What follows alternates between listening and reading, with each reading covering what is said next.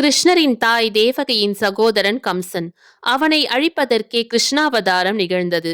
அப்போது கிருஷ்ணர் தன் தந்தை வசுதேவரிடம், என்னை ஆயர்பாடிக்கு கொண்டு செல்லுங்கள், நந்தகோபர் வீட்டு பெண் குழந்தையை இங்கே கொண்டு வந்து விடுங்கள் என்றார்.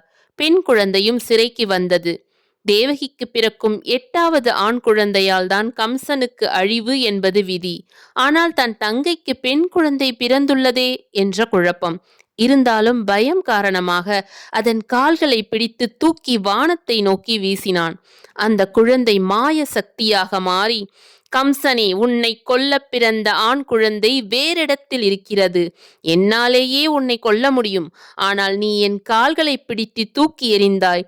என் திருவடிகளை பற்றுபவர்கள் என் எதிரியாகவே இருந்தாலும் அவர்களுக்கு அருளாசி தருவேன் என்று சொல்லி மறைந்தாள்.